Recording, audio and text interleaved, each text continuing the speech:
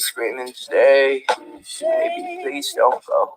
Don't think it hit me to listen to flow.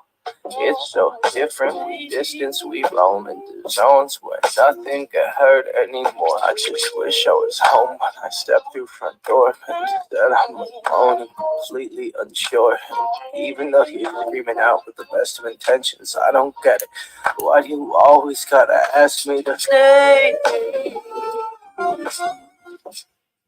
Why you always gotta go? Laying house, this ain't a home, but you know. Hey, why you always gotta go? Laying house, this ain't a home, but you know. Me, I've been lost in my thoughts, and my thoughts ain't too scared to usher off. Sorry, Mom, I just thought you were my world. Now you're not. And I'm sitting, smoking, sloping in a daze, cause my days ain't been the same since I drove your ass away. I remember the way you wrote letters in blue ink. You and me was in love. Don't give a fuck what your crew think. And your moms probably think I'm a bastard. Your pop probably want to beat my ass to death and take a piss in my cat. But I got sick of fighting, bickering, fucking over nothing. Cause instead of fucking watching the depth of discussions that we once had, days that we once spent in the backseat of our cars reading poets at sunset. It's funny how love can pull out the foreground and get pushed into the back of your mind. We used to twist a split and laugh and relax. Are you crying? And I'm trying to find the reasons, so I ask, does forever ever happen? Or is it always fade to black? I can't stay. No, I always gotta go. Laying house to stay home, we must go on the road. I can't stay. No, I always gotta go. Laying house to stay home, we must go on the road.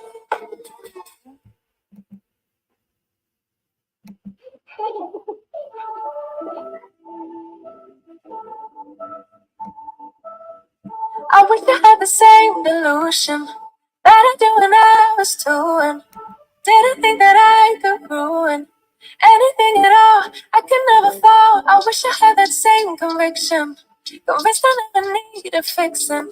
Yeah, that girl really knew her business. Where did she go? Yeah, she thought she could do anything, thought she could get anywhere. Confident she's number one, and if nothing, everybody's wrong. Used to be calm, now I can't remember how I used to do it. That I was a member of confidence now, cause that don't last forever. I wish I saw what she saw. I wish I knew what she knew. I love how she just showed the sadly overgrown. And I know I'm still that girl, but I don't know how to show it.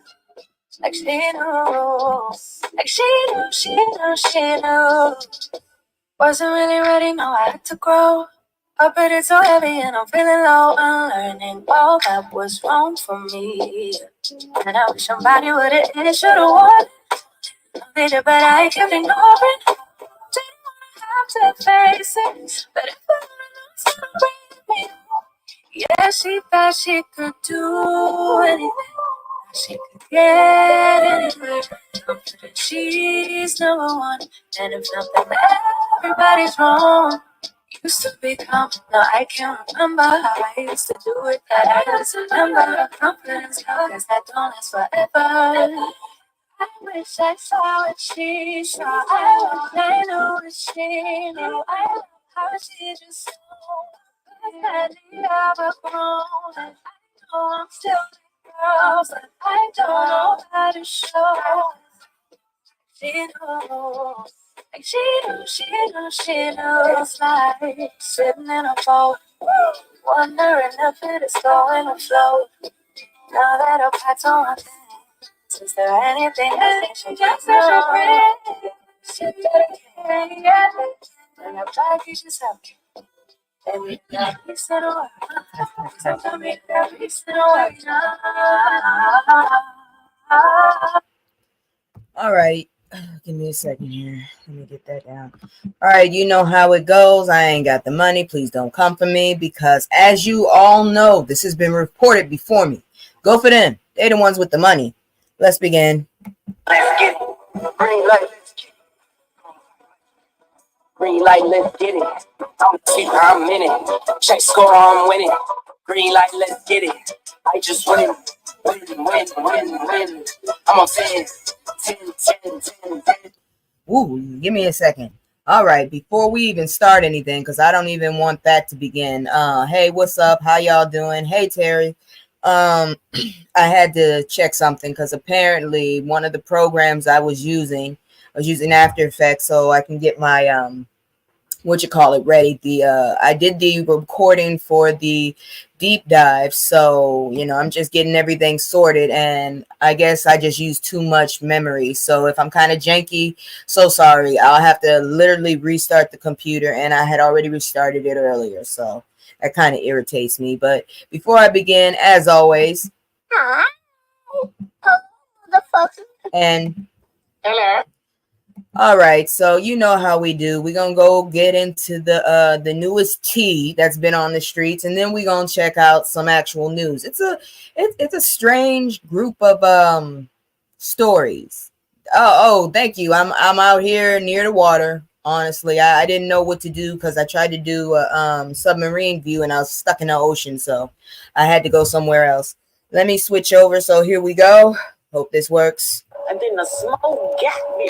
So Grammy-winning rapper I did not know rappers were getting Grammys, so this is something new to me. Grammy-winning rapper Little Durk charged with orchestrating 2022 Los Angeles unaliving. Why do people always seem to think that the shit that goes down in these damn TV shows is real? Because seriously, you will get caught. You definitely will get caught. Oh, this dumbass here. Fort Lauderdale, Florida, Grammy Award-winning rapper Little Durk has been arrested in Florida on federal charges. I told you ain't nothing good out that damn state. I'm telling you. That he paid for the attempted 2022 revenge unaliving of rapper Quando Rondo at the Los Angeles gas station. A pew-pew that resulted in the unaliving of Rondo's cousin. What the fuck are y'all fighting over? Seriously, you're rappers. Honestly, you should have talked to somebody from Outkast. They said it off the bat.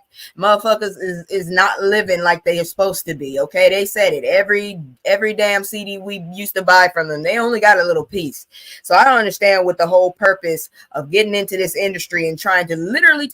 The industry is not the streets, you idiots. I just wanted to say that. Anyways, Durk 32 is charged with conspiracy to commit unaliving for hire in the slaying of... Oh my God, this name. Savias Robinson, 24 is from now on, that's Robinson, who was undowned on August 19, 2022, according to an FBI affidavit released Friday. 5 other members of Durk's Chicago-based rap collective, Only the Family, or OTF, have also been arrested. At least 2 more arrests may be forthcoming, according to court documents that have been filed. Durk was arrested Thursday night in South Florida as he attempted to flee the country, the FBI says. Man, you late as hell. Retaliation of King Von unaliving. I don't know. All I know is these motherfuckers need to stop this shit, seriously, because they need to leave. If you get your ass out the streets, the last time I checked, the whole point of getting a damn record deal was to get out the streets. It wasn't to bring the streets into everybody's living room, okay? I have to go outside and get in the streets every fucking day, okay? So, yeah, I don't need to see it when I try to get the fuck away from it, is what I'm trying to say. Durk, whose real name is Durk. I knew a Durk. I couldn't stand his ass. Anyways, whose real name is Durk Banks, won this Durk had an I instead of a U. Won a Grammy earlier this year for the best melodic. Oh, there we go. I've been out of it. I've just been so isolated. Best melodic rap performance for his song All My Life, which featured J. Cole. He has been nominated 3 times and was a featured performer on Drake's Laugh Now, Cry Later. Exactly when were they getting Grammys? Because I feel like they really owe some people some Grammys. Because, I'm just saying, I think some people really are owed some Grammys from like the late 80s, early 90s. I'm just saying. FBI agent Sarah Corcoran. Look, I can read. I'm just sitting up here looking at it. Corcoran. That's what it literally is. Corcor twice. Corcoran said in her affidavit that OTF members engage in violence, including unaliving and assault at the direction of banks and to maintain their status in OTF. Durk's representatives did not immediately respond to emails Friday seeking comment. Real talk, that's the same thing the police do. According to Corcoran's affidavit and other federal court records, the pew-pew stems from the November 2020 slaying of OTF rapper King Von, 26, at Atlanta nightclub after Von and Rondo got into a fight. Records say a friend of Rondo's pulled a force multiplier and pew-pewed Von several times, unaliving him. Von, whose real name was Davon Bennett, had 2 hit singles, Crazy Story and Took Her to the O. I never heard either of those songs. I'm so serious. I'm so sorry, but really, the only reason I heard about him was because I was watching Lovely T. I'm not even going to lie. If you knew, I would have had to heard you on the radio, and I stopped listening to the radio for a long time. Authorities say Durk made it known that he would pay a bounty to anyone who unalived Rondo, whose real name is Taekwon. So we just telling everybody's name. Bowman. How about that? Oh, almost 2 years later, a homicide plot quickly came together, Corcoran wrote. On August 18, 2022, Durk's associates learned that Rondo was staying at a Los Angeles hotel the day DeAndre Wilson, Keith Jones, David Lindsay, and Asa Houston and a 5th unnamed suspect flew from Chicago to San Diego and then drove to Los Angeles using funds provided by Durk, Corcoran said. Nobody... As much as they follow our asses around, you didn't think that was going to look suspicious? All bunch of black dudes going together. They are not a group. They're not famous. They just leaving Chicago at the same time going to San Diego. Really? Really? Okay. That day, Durk allegedly texted an associate arranging the flights. Don't book no flights under no names involved with me. Corcoran said there is a video evidence that Durk was staying at a house in San Fernando Valley that day. Can y'all please fix the quotes? Could you not have to do it word for word so we all know that somebody isn't paying attention to their grammar, please? Can you not do that? Once arriving in Los Angeles, the OTF members met Kayon Grant, who had flown there on a private jet. Grant, a top OTF associate. What the hell associate? What kind of conglomerate are we dealing with now? If you were smart enough to get this shit together, why did you do this? Shit. All right, associate got them in hotel rooms, purchased them 4 ski masks. Really? You can get your own goddamn y'all motherfuckers. Seriously? You got them ski masks, but you got them a flight and you had a private jet. Oh God, the math is not mathing. Somebody help me. Someone explain this shit. You did all of that just to get them some ski masks. Like that wouldn't be suspicious. If I see anybody in California wearing a ski mask, I'm already on alert. Anyways, Grant allegedly gave Jones, Lindsay, and a 3rd unnamed suspect force multipliers, 2 luxury sedans, and including one that had been converted into a fully automatic machine force multiplier. I went back and forth in the thing, but basically there was some luxury sedans, ski masks. That makes a lot of sense. And customized force multipliers. This is the smartest dumb shit I ever seen in my life. The next day, the group allegedly followed Rondo and Robinson as they drove a Cadillac Escalade. Couldn't say that word for a minute. I was telling people Escapade, but it's Escalade. To a Los Angeles marijuana dispensary. Don't nobody fuck with me with that word this time. A West Hollywood clothing store, and then a gas station across the street from the Beverly Center. You know, I'm starting to think a lot of men just like to go clothes shopping together because this is starting to pop up a lot more. I hate clothes shopping, damn it, but I'm starting to see a lot of men like to do that shit. Anyways, Houston allegedly parked his car behind the station so Jones, Lindsay, and the unnamed defendant could ambush Rondo. They got out, opened fire, unaliving Robinson, who was standing outside the Escalade, but missing Rondo. The indictment and news stories about the pew-pew say. The suspects then went to an In-N-Out hamburger. You have absolutely no fucking morals that you could go eat after doing that, where they discussed payment with Grant and then flew home to Chicago from San Diego. Yeah, that doesn't look suspicious. You guys are the dumbest smart people I ever seen in my life. Cochran and other documents say Wilson allegedly later paid Jones and Lizzie an undisclosed amount. Dumbasses. Grant, Jones, Lindsay, and Houston were arrested Thursday in Chicago on conspiracy to commit unaliving for hire charges. No attorney information was immediately available for those men in court records.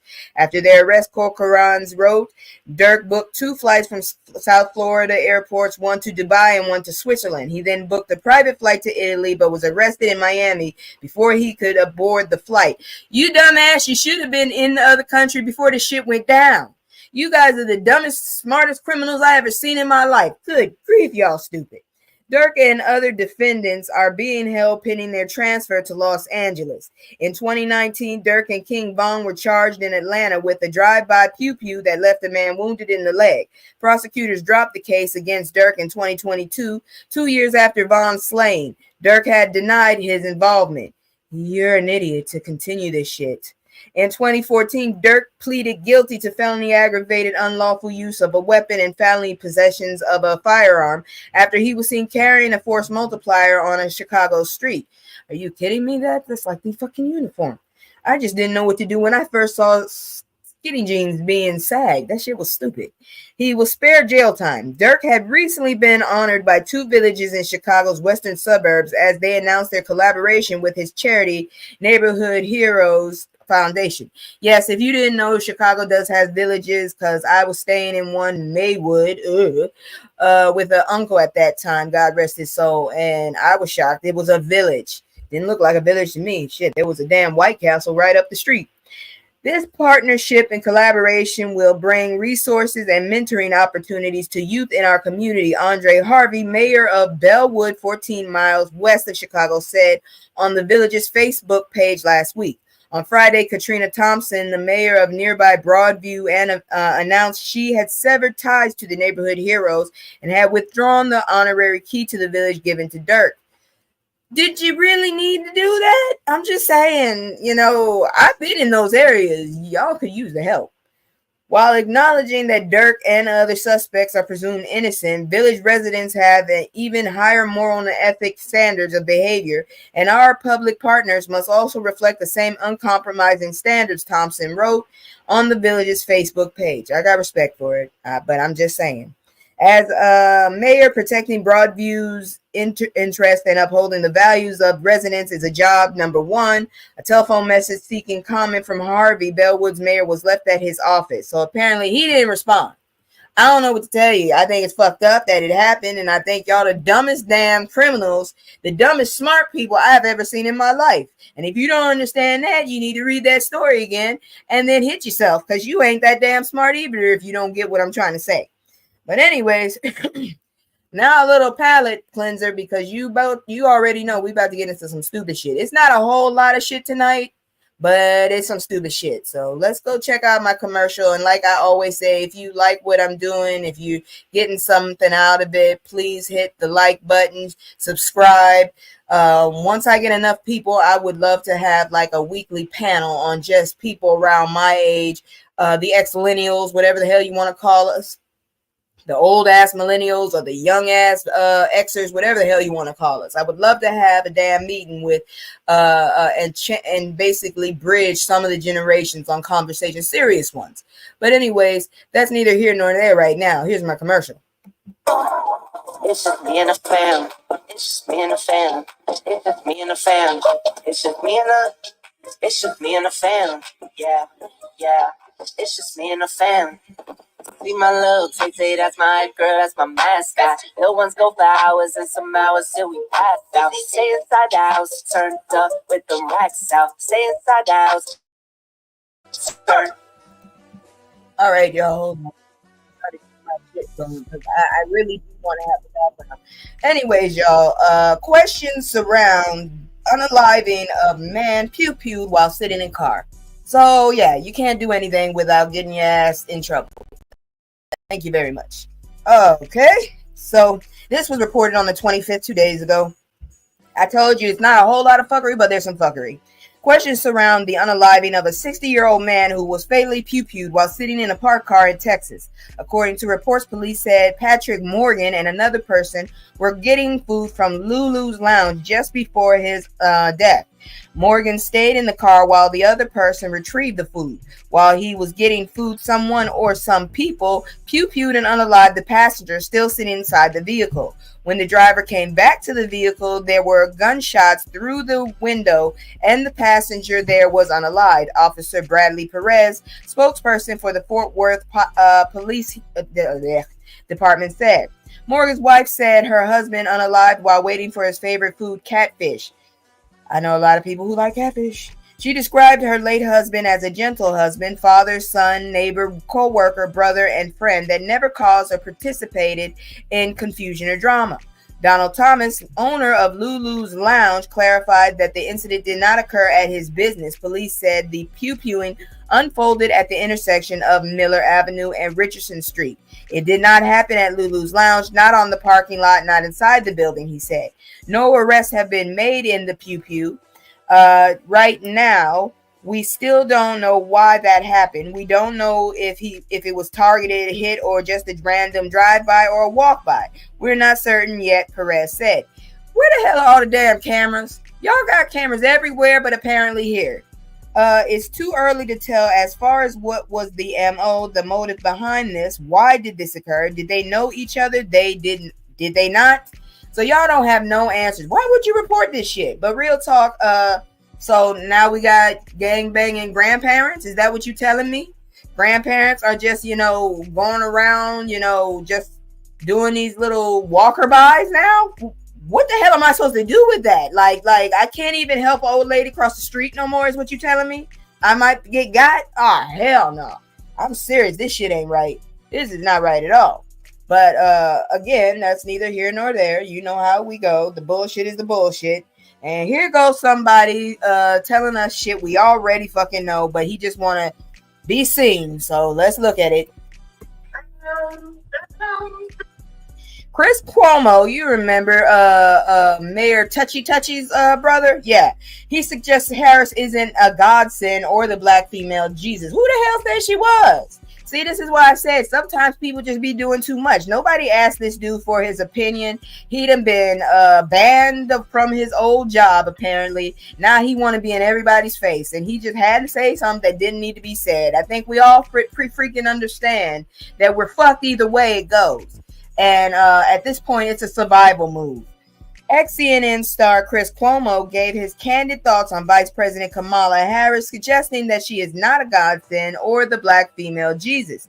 Cuomo, who is now a host on News Nation, I heard that shit is so far right. You know what? I don't understand how people do it. How you sell your soul? How you basically sell your integrity just for a buck? I couldn't do it. As you can see by my numbers, I'm not going into the shit. I know what'll work. And I know what I need to do if I want my numbers. But at the same time, I would lose myself. So hell no, you ain't going to catch me catering to that. Just tell me what you would like to see more of. And I might work it in. But as you can see, I'm about comedy and the news and, the prevention of self-deletion. That's what I'm all about, okay? So if you want something else like the tea, you better wait for them to do something bad enough it's in the news. Trump isn't the white messiah either. It's true, but they act like he is. This is ridiculous. Anyways, where was I? Cuomo gave his take on Harris during the latest episode of the Chris Cuomo Project. Kamala Harris is not a godsend, all right? He said, you people didn't even like her 6 months ago. Now, all of a sudden, she's black female Jesus. I never said that.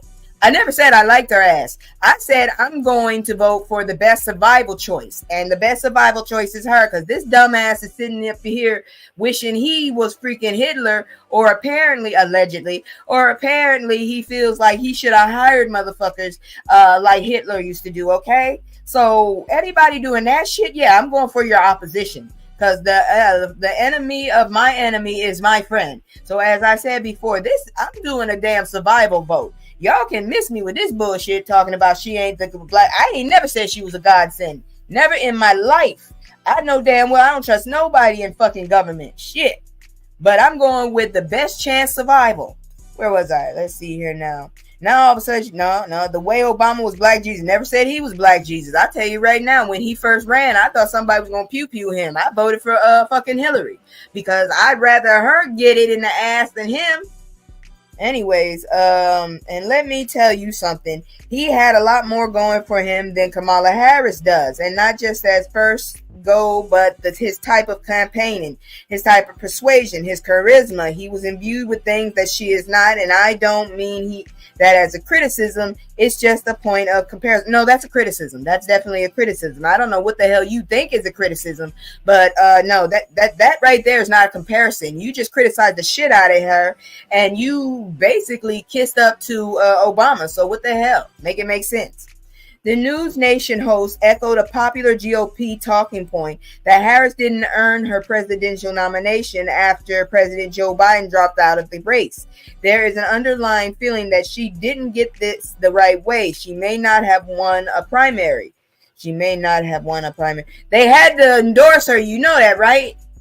All the damn times I had to listen to all these motherfuckers endorsing her and vote for her, they had to. They went through the process, you dumbass. You just want people to pay attention to you, you rage-baiting asshole.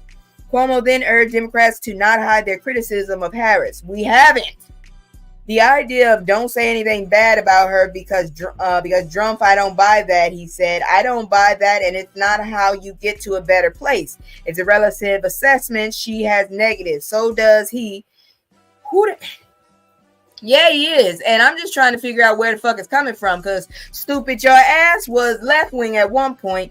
And honestly, are you not watching what we watching? Because they've been down her damn throat left and right. I don't know what you're talking about. This dumbass is having dementia issues, and ain't nobody said shit about, hey, maybe we should get this asshole to step down. Nobody said shit.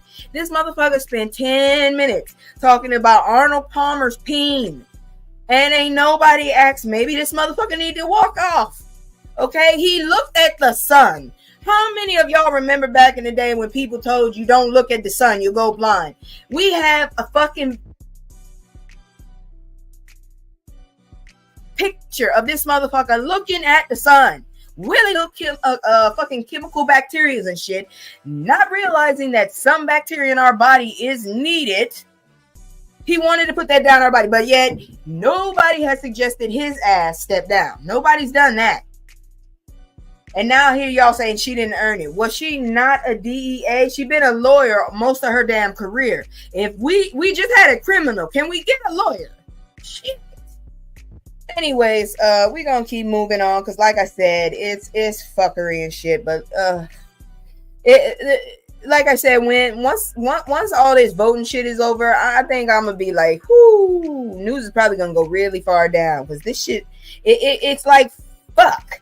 Anyways, let's look at this next one. Emotional content. Despite steady gains, economic concerns persist among some young men that could tip the election. Okay. Real talk, I don't know how to respond to this, because I've noticed a lot of younger people, younger than me anyways, that they expect instant gratitude.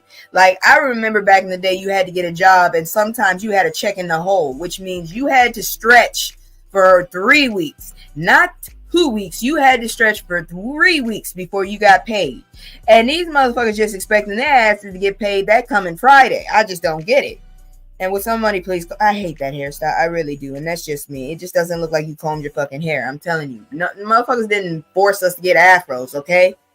Shit. This was reported yesterday. There's a group that previous presidential candidates may have overlooked. Now, young men have emerged as a voting bloc that could potentially swing an election expected to see a razor-thin margin of victory for the candidate who wins. And so far, surveys are showing younger men increasingly drifting toward Donald Trump and the Republicans. Okay, so apparently, whoever the hell raised y'all motherfuckers is not teaching y'all our fucking history. Did you know this bastard's trying to defund Black history? Did you know that? So y'all motherfuckers want to get stopped and frisked. All right, go on for it. Go on for it. And you don't mind your old lady getting monitored, her pregnancy, because that's the thing in the 2025, Project 2025. They want to monitor your pregnancy. It's not just about you can't get rid of that bitch. We want to make sure you got that bitch going. I'm just saying. And so far, surveys are showing younger men increasingly drifting towards an NBC News poll last week found a nearly even Trump have split among age 30 or younger. That comes as the share of young men who identify as registered Democrats has dropped by 7% points since the spring of 2020, according to data from a national survey conducted by the Harvard Kennedy School Institute of Politics. While those identifying as Republicans have increased by the same amount, for a net shift of 14 points in 4 years. The trend has been especially pronounced among young men of color. A poll published this month from the University of Chicago's Gen Ford survey, who named this shit? That's all I want to know. Found 1/4 of young black men now support Trump. You guys are fucking idiots, honestly. Apparently you haven't been paying attention to the fucking violence that's been going on outside in the streets. A sea change from 2020 when black men of all ages went for President Joe Biden by nearly 9-1 margin. Are you incels? Is that what you're telling me? Y'all the motherfucking incels. Anyways, among young Latino men, 44% say they were backing Trump, up from 38% in 2020. What the fuck? Dude, he's gonna fucking deport some of your relatives. I'm just saying. And probably some of mine. Shit. The reasons for the apparent rightward drift of young men are mixed. There's evidence that younger men today are more prone to be lonely, single, and less well educated. Oh, Lord Jesus, do you realize that if you vote for this motherfucker, you have proven that you're a dumbass person that believes in him, and he literally said, I love the poorly educated. Oh my God, you're an idiot. Woo! See, this is why you're single. Just telling you, you need to get some smarts, and then you get the woman. Let's see, and that's well educated. Adding to the complexity is that younger men have actually experienced solid economic gains, at least on paper, during the Biden administration. Among men ages 25 to 54, known as prime age individuals, the labor force participation rate, or the percentage of the population either with jobs or looking for work, has climbed back to 90%, the level it had reached prior to the onset of the COVID-19 pandemic. Labor force participation among men has recently climbed back to pre-pandemic levels. So what's the point? What you trying to say? It sounds like, maybe I'm not reading this right, but it sounds like your economics is going up and you don't seem to understand the good of that. What you want to happen? You just want free money? Is that what you're trying to tell me? Because that dude helped with inflation. I'm just saying, that turd helped with inflation. Let's see. That recovery has occurred among men who were born in the U.S. who traditionally lag behind foreign-born men in the employment measures, and among U.S.-born men who do not have a college degree. Those outcomes challenge arguments put forward by Trump and his running mates. See, exactly. Y'all motherfuckers are not paying attention. This dude is gaslighting y'all. Yet some young men continue to express concerns about making ends meet and say they consider current immigration policies to be an obstacle to their upward mobility. No, it's not. They still trying to figure out where to put these motherfuckers seriously. In the University of Chicago Gen Ford poll, young men named economic growth as their number one issue with inflation, not far behind. Notably, unemployment and poverty did not figure significantly. Again, the turd is part of the reason why there's inflation. You do not go to the source of the stink and hope that it smells better. Dumbasses. Matt Nelson, a researcher with the Gen Ford survey, told NBC News that follow-up focus groups conducted among black men revealed a sharp divide between individuals with and without college degrees. Those without one, he said, felt that despite a generally more favorable job picture, the opportunities currently available were not providing adequate compensation to keep up with the rising cost of living that has occurred in the pandemic era. I wonder why that was. Can you say fear shopping? Woo! And then motherfuckers basically grabbing onto that opportunist. Let's see, even when their incomes have increased, the cost of groceries or the cost of housing makes it feel like they don't think they can get ahead, Nelson said. Vice President Kamala Harris has sought to address these concerns with a policy paper titled Opportunity Agenda for Black Men. That puts forward a proposal including forgivable loans and increased job and skill training. At the same time, she has proposed further curbing inflation by capping grocery prices and rent increases. Please do. Because this is one of the reasons why I ain't got a home now. Shit. Yet some of these men were nevertheless more inclined to support Trump, Nelson said, in part due to concerns about immigration. The immigrants are doing nothing to you, honestly. If they have your job, there's a good chance that you ain't doing your job correctly. Because no one can take your job if you're indispensable. Anyways, as these voters see it, Democratic policymakers have been more focused on supporting immigrants than them, despite years of evidence to the contrary, Nelson said. Some said that even though African Americans had been consistent voters for Democrats for generations, Democrats have not lived up to their central promises. Have you voted for the community votes, huh? Have you bought, honestly, I feel like it's y'all just whining about you ain't getting instant gratification. And newsflash, I don't know how the hell you got pampered, but you're not going to get anything worth having is worth working for. And just because you ain't making the amount you thought you was going to make doesn't give you the right to basically do this shit. I'm serious. You are seeing the betterment while we have Biden, and yet you don't want to fucking let Kamala do this. You want to go back. Are you sadist? I think you might be masochist or sadist, something. Because it sounds like you want to be punished. Masochist, that's it. Are y'all masochists? You just want to feel pain? Because if you let this jackass come in here, we all gonna suffer. Let's see here now. There's disinformation and misinformation baked into that.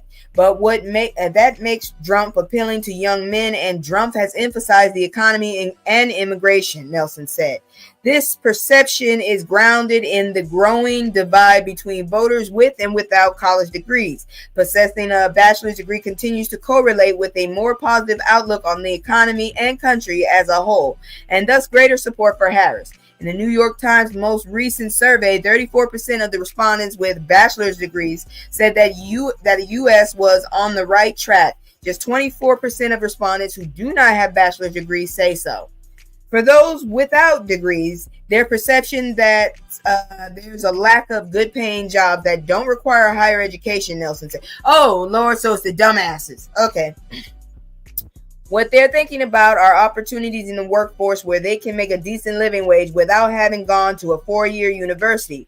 While that view was not widely shared in overall surveys, he said there was a clear economic grievance among younger, less educated men. They're saying there's no work available that allows me to get by. Then you might need to get more than one job. I mean, shit, I'm sitting up here. At one point, I had 2 fucking jobs. And one of them is supposed to be considered all I need to live somewhere. But apparently, motherfuckers don't realize that the higher you lift the fucking rent, the broker the people become. I guess that wasn't a message that anybody got. But before we get into this next story, you know how I do. I'm going to do the commercial again, and then we're going to see this shit, because it's fuckery. It's not dark, but it's fuckery. It's me and the fam. It's just me and the fam. It's just me and the fam. It's just me and the... It's just me and the fam. Yeah. It's just me and the fam. See my little Tay, that's my girl, that's my mascot. No one's go for hours and some hours till we pass out. Stay inside the house, turned up with the racks out. Stay inside the house, turn. All right, y'all. This is some stupid shit. Everybody getting in trouble with this motherfucker. Jamie Foxx finally addresses Diddler's role in last year's health scare, but it gets complicated. This was reported on Friday. Oh, Lord. I did not know he had freckles. Are those freckles, or has he just got bad skin? I don't know. Why is it all on his nose, though? Anyways, the scandal surrounding the arrest of Sean Diddler Combs has drawn some of the Hollywood's biggest names into the rumor mill. Now, Jamie Foxx is weighing in on how the controversy may involve his recent medical emergency. What the fuck did he give you? The Oscar winner recently recorded the Netflix special What Had Happened Was, in which he discussed the medical complication that he suffered in April 2023. So glad I changed the name of my comic strip. The Ray star was rushed to an Atlanta hospital after collapsing on the set of his upcoming film Back in Action. In the months that followed, as he recovered, he and his family kept details private, leading to wild internet speculation. In the special tape October 4th, 5th, and 6th, Fox finally tells his side of what he went through. According to page 6, some audience members at the tapings revealed that the slow jam singer claimed the embattled music mogul is responsible for his medical issues. What the fuck did he do? There's so much this motherfucker could do, but damn it, man, you a grown ass man. What did he do? Y'all nasty. Y'all some nasty people. Yeah, I'm going that far because I just don't understand. What did he do? Videographer, producer, director, Choke No Joke. All I've been hearing about is his name. Seriously, all I've been hearing about him. Spoke to Comedy Hype's YouTube channel about what he saw when he attended 2 nights of the special. He alleges that Fox explained to the audience, Diddler was responsible for what happened to me, and Fox is the one who called the FBI on the Diddler. When asked whether the Any Given Sunday actor was making a joke, Choke doesn't seem to think so. Y'all can determine if he was joking or not when you see the show, because to me, I'm a new comedian. I know when somebody's setting up a punchline, and I know when you're serious, Choke said, adding that he wasn't trying to give away Fox's joke. Keep in mind that the comedy is subjective, and this is one person's experience and recollection of the shows in question. While Choke didn't think that the actor-singer was joking, it's possible Fox's intentions were meant to be humorous, and his time away from the stand-up made his delivery rusty. I'm shocked you going back into comedy. Shit, I thought he was all the way actor. Celebrity security guard Big Homie CC told Cam Capone's YouTube channel, I know the Diddler poisoned Jamie Foxx, and Jamie Foxx reported him to the FBI because of it. Jamie Foxx reported this man to the FBI because of this. He revealed to page 6 that he heard the Beat Shazam host say this while attending the 2 tapings with a client. It's worth noting that most of his conversation definitely goes into conspiracy theory territory. There have been a few details released about Fox's show. Choke No Joke claims the audience's phones were confiscated before tapings began, which is common for big-name stand-up specials like this. Dennis L.A. White, who said he was at the October 5th and 6th tapings, told Page 6 that he heard what he had heard was more like people keep asking me if Diddler was responsible. He was not responsible. If he was, I would have been unalive. He also claims he doesn't remember Jamie discussing the federal government or law enforcement, though he did joke about baby oil. I'll never be able to look at Johnson & Johnson the same again. If we're being If we're being honest, some of these accounts sound like crazy internet conspiracy theories, so we're reluctant to totally buy into them. Plus, if Fox seriously claimed Diddler poisoned him during these shows, we feel like more of the audience would be talking about it. Seriously, I think we would have known about that shit before we even knew he was doing a damn special, because I just found that shit out. Also, if the In Living Color if they don't stop calling out this man's career, and also, if the In Living Color actor really wanted the special to be about him and his experience, why would he drag Diddler into it other than to get a few quick laughs? I refuse to call him anything other than the Diddler. Shit, he can't keep his hands to himself. All right, if you want me to call him something else, I'll call him Octopus. But shit, he got suckers on. He must have suckers on every single finger of his nasty ass. That dude is creepy. Anyways, let's see what this story is before I bring it up. I need to know if this is going to be stupid or not. Not really. This is actually, I think that was it for the fuckery. That is amazing. I think that's the fastest we've ever gone through fuckery I've ever seen. So let's check this out. It's not really fucked up, but it is a little scary. And then the smoke got me. Harris's small business pitch resonates in Georgia's most diverse county. Can it win her the state? I hope so. But what are you trying to propose, ma'am? That's what I want to know. So this was reported today. In Atlanta, the election could be decided in Georgia's fastest growing and most ethnically diverse county. In Gwinnett County, a part of Metro Atlanta, where 58% of voters backed Joe Biden in 2020 versus the 40% who voted for Donald Trump, both parties are again locked in a race centered on the economy. Vice President Kamala Harris' economic pitch has heavily emphasized small business owners and those in the Gwinnett County. One of the decider counties NBC News is tracking acknowledged they could use more support. So far, many like what Harris is offering, though some remain undecided just over a week before Election Day. Their choices could be pivotal, with Georgia's 16th electoral votes up for grabs. The two campaigns in a virtual dead heat in recent polling and important local issues also shaping the race. Thank God people are thinking about their local.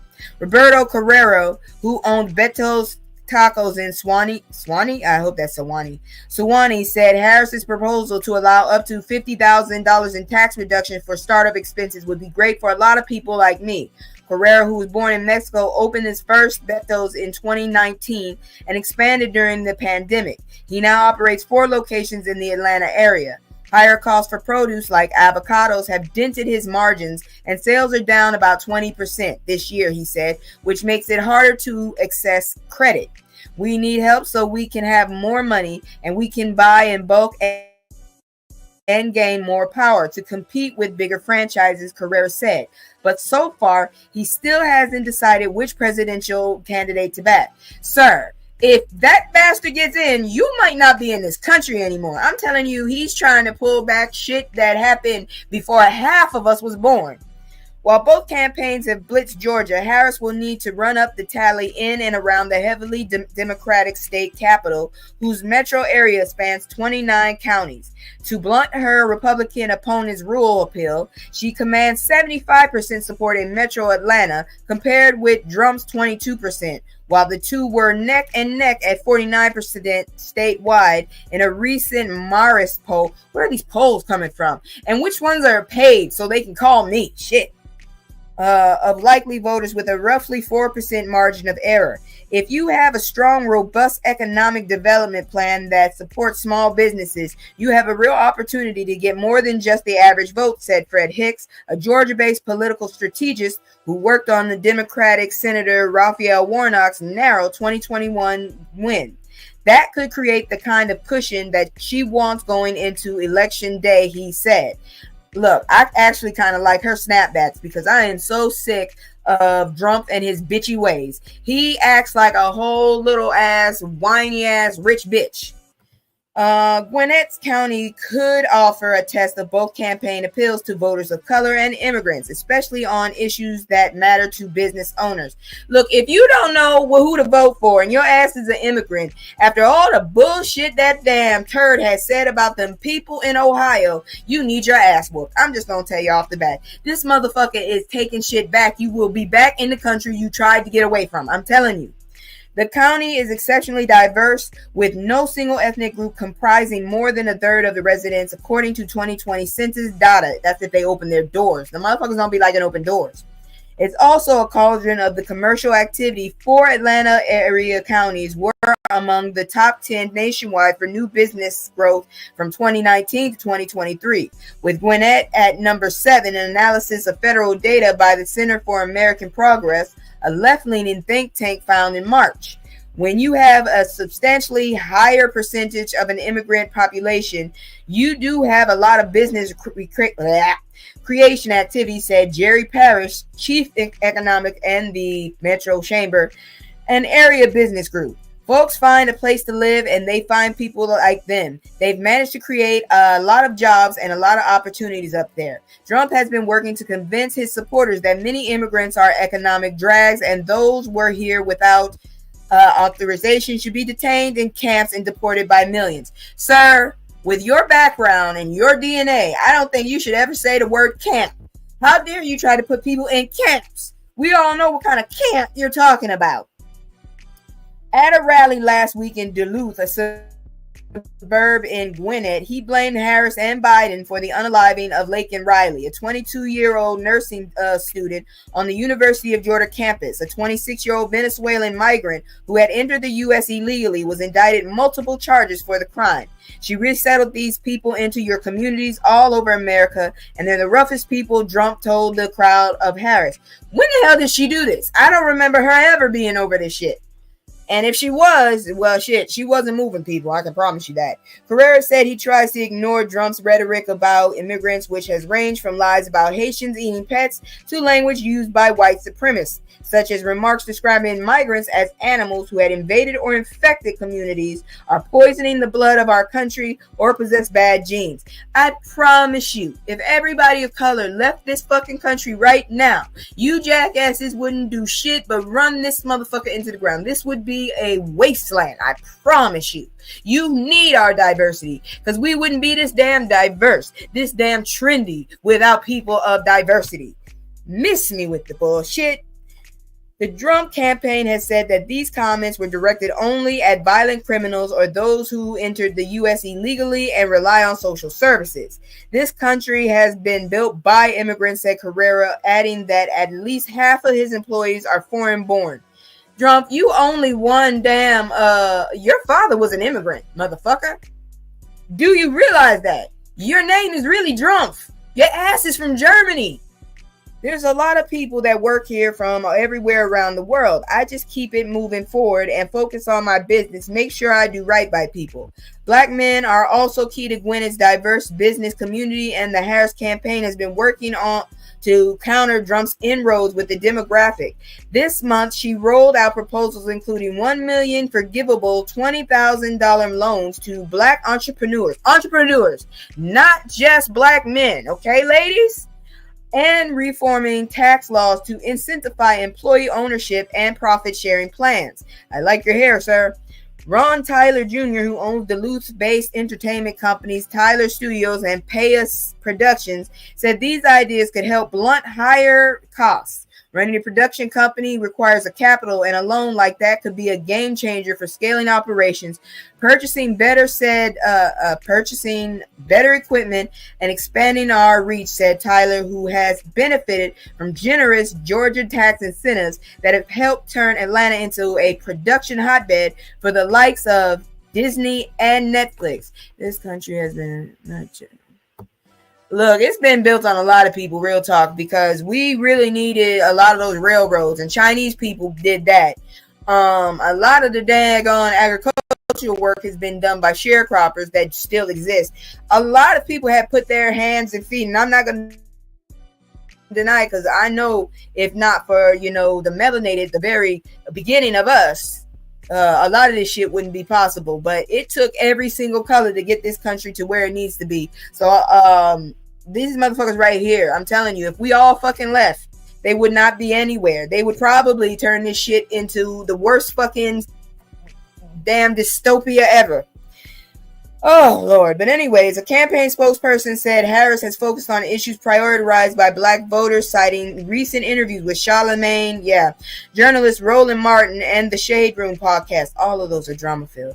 She also kicked off an economic opportunity tour in Atlanta this summer, highlighting the administration's economic accomplishments for black communities. Sharon Cater, who owns an interior design business in Sewanee, said Trump's stance on abortion helped lock her vote in for Harris, though she approves for vice president's economic plans too.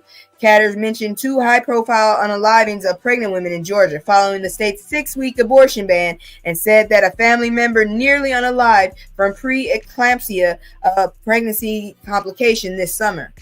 Started this on the railroads though before the immigrants came. Yeah, that's true, but like I said, everybody is needed. Who is this? This is Sharon Catter, so she's even complaining about this shit. Real talk, it is what it is, but we need to make sure that y'all understand we have the best survival with this woman. Honestly, I'm not even talking about any of that other shit. Survival.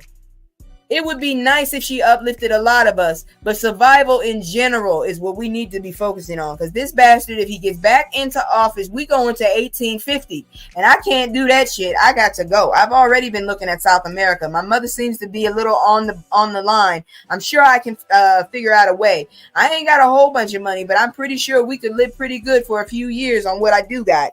Because this is ridiculous.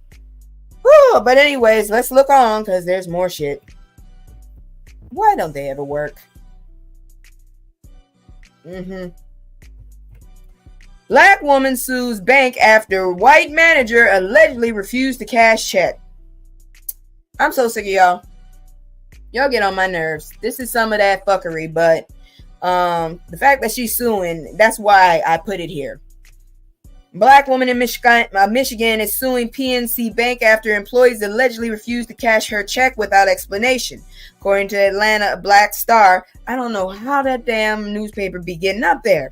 Kiara Young, 33, filed a lawsuit alleging that she became a victim of banking while black. While trying to cash a $10,000, well, see, there's this problem. That's not going to get checked in general because it is over the $5,000 depending on the bank. I know for a fact because Chase Bank won't let you do that. I did training with Chase at one point.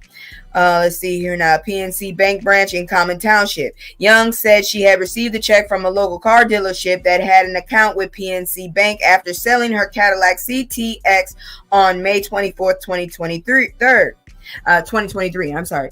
Yeah, what you do is you put that money in, they vet it, and then they cash it to you. You're not going to get it overnight, but maybe something's different. The woman initially tried to cash it at her own bank, but she was told that there would be a hold on it since it wasn't there.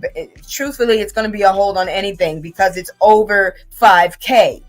Young's bank advised her to cash the check at PNC Bank so she could receive the $10,500 on the same day. Who the hell's actually going to give you that much money at one time? I mean, your ATM is not even going to let you take a certain amount out. According to Young, the manager, who was white, said they couldn't be cashing the check without citing any reason. Said they wouldn't be cashing the check without citing any reasons as to why. She took the check and said, "No, we are not going to cash this." Young recalled, "I asked why not, and she said we just can't." Young said the incident left her feeling embarrassed and humiliated. The next day, Young claimed she was able to cash the check at another PNC branch without any issue and without paying the 2% processing fee. I don't know what to tell you then, shit, because I know when I was trained and trying to be a damn teller, they was like, well, that must be that bank, honestly, because they was like, you cannot cash more than $5,000. But like I said, some banks are different. I'm shocked that they actually didn't put a pause on that bitch to make sure that it went through. Anyways, according to Young's lawsuit, the bank manager who refused to service her had an unprofessional tone, was rude, and gave Miss Young an unfriendly look. Hey, if that's what she really did, then go for it. I'm not trying to deny that. I was a little iffy about the amount, but now if she acted a whole ass, go get your bag, girl. Go get it. The only investigation the bank manager engaged in was determining Miss Young's skin color and seeing the amount of the check to be cashed, the lawsuit states. Defendant's failure to investigate the check, more denying Miss Young the service, constituted a deviation from the defendant's own policies or practices. PNC Bank responded to the suit, asking the judge to dismiss the case because they believe it was factually deficient and fails to plausibly state a claim of racial discrimination. Now, honestly, I don't know where that's going to go. I know that I actually trained at one point to work in a bank, and even when I opened bank accounts, they kind of basically said, hey, this is how much you can put in a day. More than that, and we're going to get curious. We're going to start poking around to find out where that money's coming from. But if she's treating you like shit, then yes, it is your human right to go and complain and take retribution, because she had no right to do that shit. You know, that's the job she had. All right, so now it's everybody's favorite. I got a few of these. Fuck around and find out. So I don't know what the last story was. A little bit of fuck around and find out, and let's see if she asked a stupid question and was that a stupid answer. But this next one, yeah, this is fuck around and find out.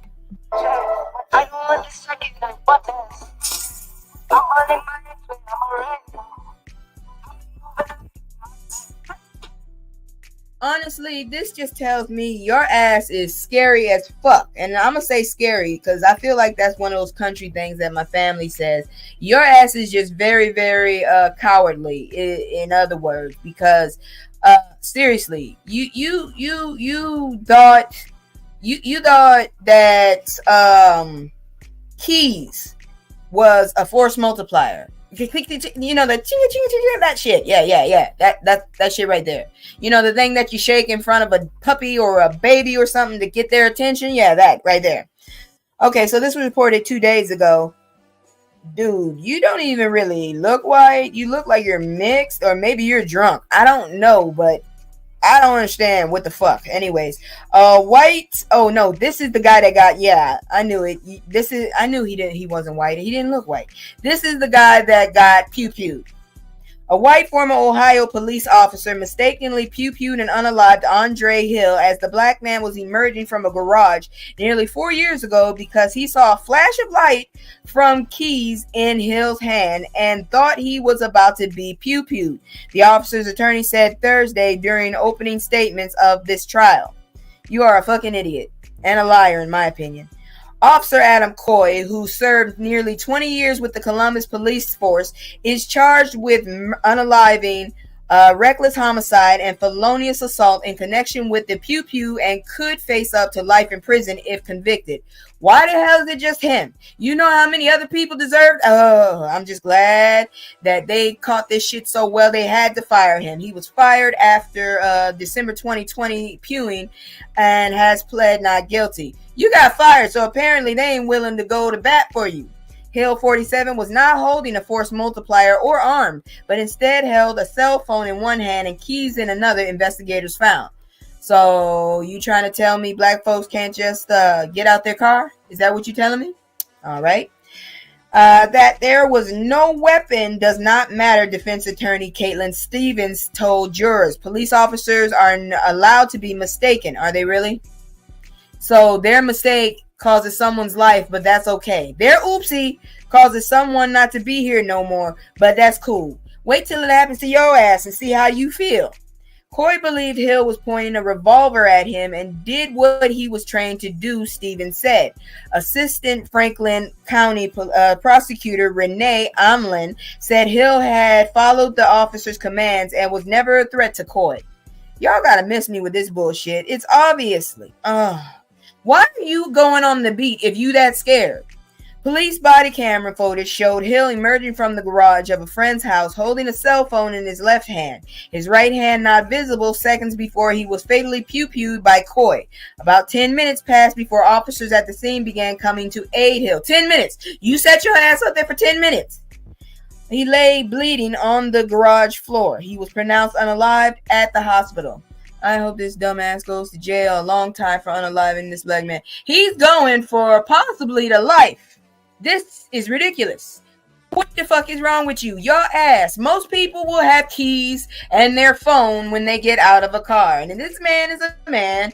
He seemed like a man's man. So maybe he doesn't have a man purse. So of course the shit's going to be either in his hands or his pockets. He's in a garage.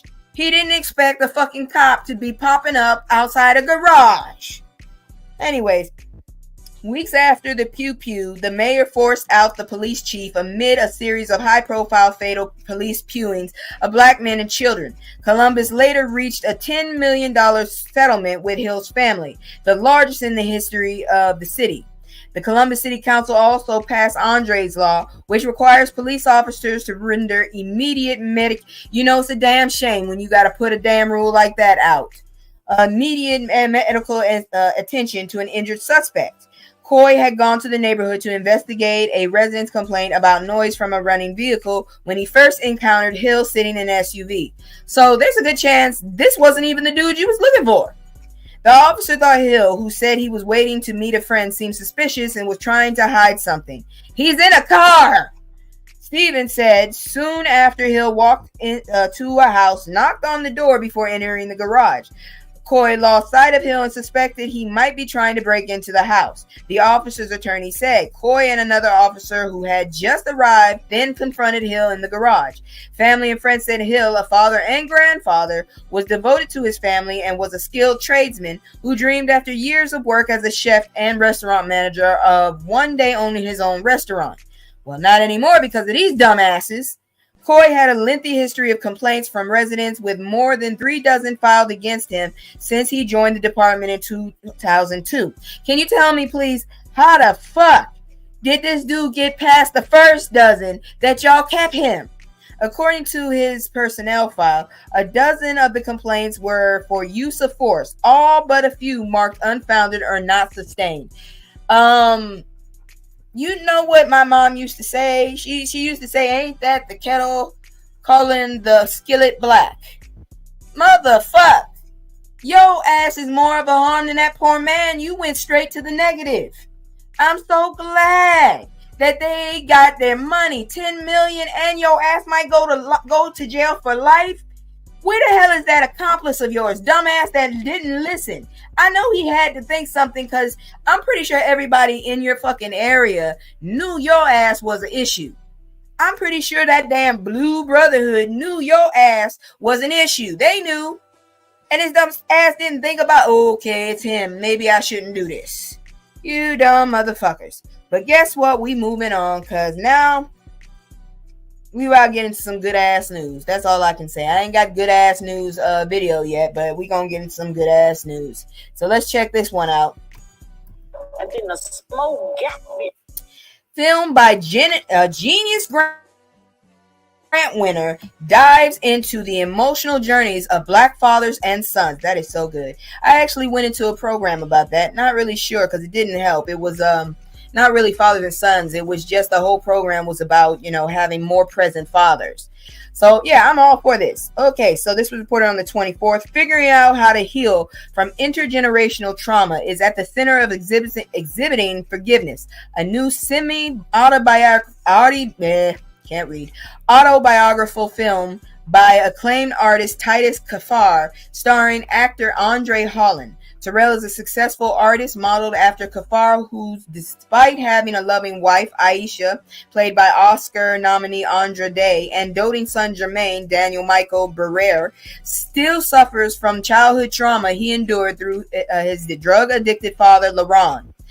Terrell falls into an emotional tailspin after his mother Joyce, Oscar nominee, Ajuane, I don't know if I'm saying that right, forgive me, Ellis Taylor, whom he adores, urges him to speak and forgive Laron. It was clear to me it was a super personal story, which is always a good sign, Holland told NBC News about his first reading the script. Kaphar, a 2018 MacArthur Genius Grant Fellow, explained that while he was visiting his home state of Michigan with his wife and two sons, he had an unanticipated encounter with his father. Pushed by his grandmother, Kaphar had found himself face to face with his father in a basement, probing him while filming his responses. I showed up, turned on the camera, and started asking him the hardest questions I could possibly ask him, thinking it would stop the conversation, and it didn't.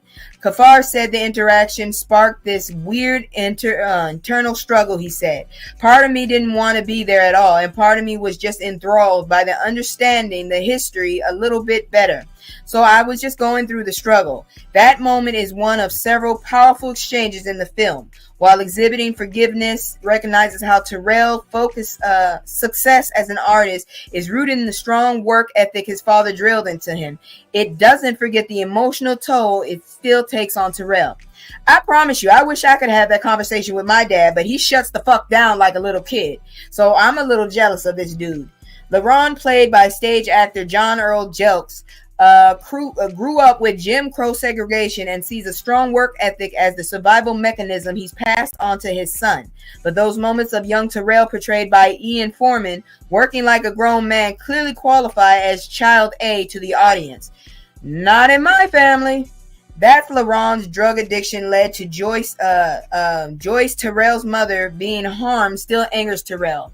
I love the awareness of the dynamics of the Black family unit. Yep, definitely. I got to clap on that one because we need it. The emotional life of the character was challenging to me because he goes through all of the range of emotions, said Holland, who learned how to paint for this role. We see him go through so much in such a short amount of time. As an actor, you both want to challenge, but also it's a little scary. It's kind of part where you can't really hide from it. You can't fake it. You know what? This kind of inspires me to, do a few comic strips based on my own experiences, my own mental, shortcomings. Filming the exchanges between the two men of two different generations, with one purporting to have changed and the other only remembering his childhood when his father was at his lowest, required Holland to bring his very best opposite Jelks, who earned a Tony nomination for August Wilson play Radio Golf in 2007. I knew without talking to him that he was going to bring his A game like he always does. But when I read the words, I said, okay, I know he's going to show up ready to go. So I had to put a little extra preparation into that to make sure I was ready to go, Holland said. So here you have look at that little baby boy and the father right there. This is the people, and that's behind the scenes. Yep. So let's see. But it was another scene toward the end of exhibiting forgiveness, directly intersecting Terrell's emotions with his work, that really unraveled Kafar, who created new paintings for the film. I just started crying and I couldn't stop crying. I was so angry at myself, and I was like, all these people are sitting here waiting for you, he recalled. I ended up having to leave the set, lock myself in the dark room, and cry for like half an hour. Man, you should have went over this. Well, at least it was a rehearsal, I hope. You can't do that. I know it's deep, but you had to come to terms before you do that, or get someone else to play the role. But it is an interesting thought. I wouldn't mind watching it. That kind of raw emotion, Holland believes, is what makes exhibiting forgiveness more than a film. It seems to me that men tend to be especially prone to putting on a good face and ignoring what's happening on the inside. But I think this movie shows us that not addressing those wounds, those traumas, inevitably comes out in ways that you often can't predict, he said.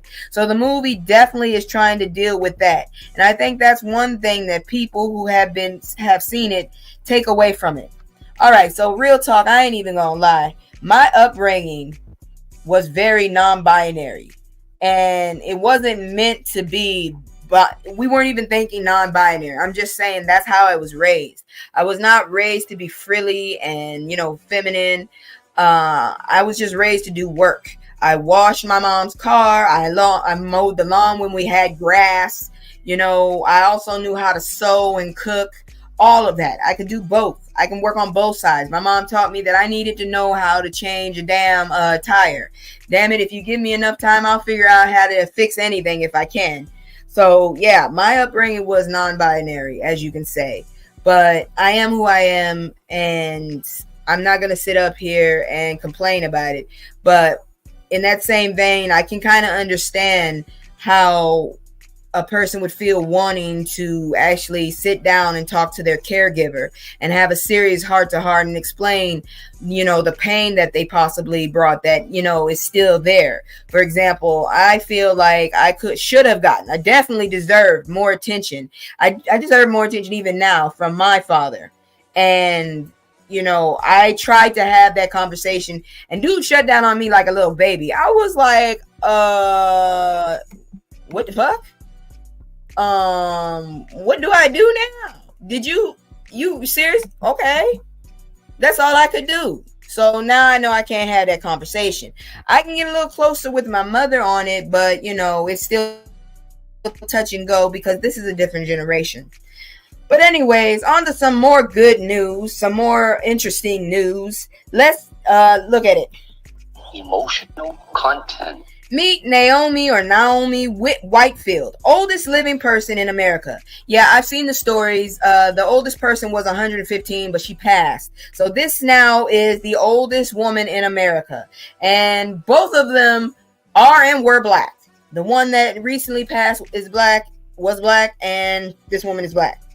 A 114-year-old woman from Pennsylvania has become the oldest known living person in America. Naomi Whitehead turned 114 while surrounded by friends and family on September 28th, according to Longevity Quest, an organization that tracks the oldest people in the world. Why is there? That is disturbing, real talk. That's a little weird.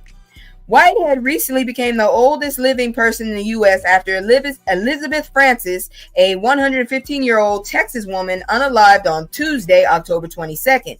We are saddened to report the passing of Miss Elizabeth Francis, Longevity Quest reported. Miss Elizabeth was a Houstonian icon and a cherished member of the community. Whitehead was born on a Georgia farm on September 26, 1910. Damn, neither of my grandmothers were alive at that time.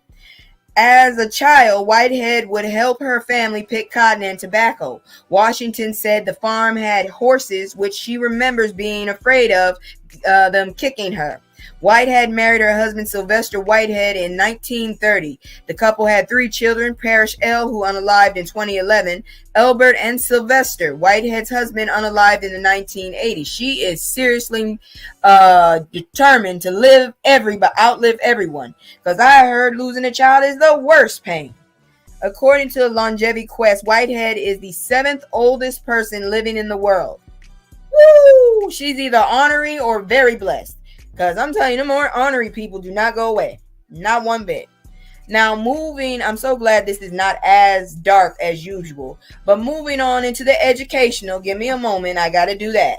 We got an educational moment. Yo, so many shits, yo. There's so many lies, look in my eyes, they know I'm the truth, you know that. Knocking them down every time I step in the booth. We ain't got a lie, they know we the vibe, we living in proof. Young conscious, shoot my life a movie, I live in a spook.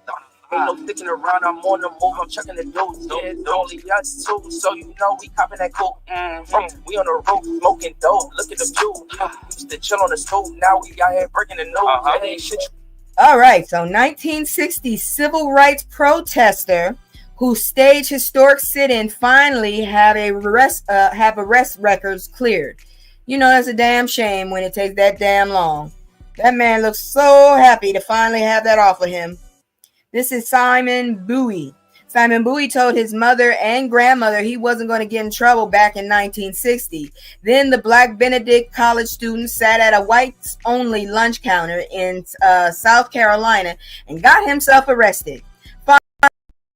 On Friday, that arrest and the records of 6 of his friends were erased as a judge signed an order during a ceremony in Columbia Courthouse, just a few blocks from where he sat at the segregated table some 64 years before. Bowie remembered that promise as he went into Eckerd drugstore. He knew the governor at the time had warned African-American college students not to get involved with hot-headed agitators and confused lawyers who were insisting all people were equal no matter the color of their skin. We had a desire to fight for what was right, and nobody could turn us around. We walked in that building with our heads held high and sat down, Bowie said. Sitting down changed the world. Columbia wasn't where the first sit-in and act of disobedience happened. The movement started in Greensboro, North Carolina, and spread through the South in the early 1960s. Several southern cities have held similar expungement ceremonies in recent years, as the young people who risked arrest and marring their record are now older men and women. U.S. Rep and one-time House Majority Whip, that's a horrible name, Jim Clyburn, served to tell the story of how he met his wife nearly 6 decades, Emily, in jail after they were both arrested at a protest. Back then, black people would sometimes sit at an all-white lunch counter and refuse to leave. They were often arrested and then refused to pay bail. Jails became crowded. They were put on chain gangs. There was a pressure to speak up and change the laws. And segregation was slowly and sometimes violently chipped away. Only 2 of the 7 men arrested over 2 days of protest in Columbia are still alive.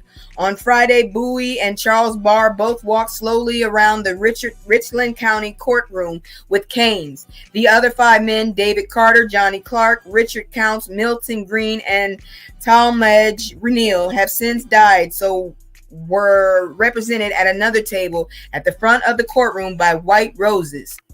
Yes, it is freaking ridiculous. But this is what they do. Barr remembered the fear that day riding in the back of a police car, not sure if he was going to be taken to jail or somewhere else, because you know they would. He had heard stories. He left the state for a while because of the racial strife, but then he came back. It made me feel good. We were part of this movement that had helped to make everything easier for everyone to get along a little better in South Carolina, Barr said. And you know, it's stories like this that I don't understand how these younger men are so damn spoiled and want instant gratification. Look what these people did just to get just a little bit of goddamn respect. Hold on. My damn computer. Give me a second here. Freaking computer. Hold on. Where is it? Where is it? God dang it. There it is. Whoa. That was scary. I didn't want my shit to go off again. All right. So anyways, where was I? Okay, so University of South Carolina Professor Bobby Donaldson spoke on behalf of the 5 men who died. He said they were true Americans, putting the importance of the Constitution and equality over their own freedom to ensure a better life for the next generation. In 1960, they were victimized. Today, they are vindicated. In 1960, they were prosecuted. Today, they are praised. In 1960, they were convicted. Today, they are exonerated, Donaldson said. The arrest and convictions of the 7 men went all the way to the U.S. Supreme Court.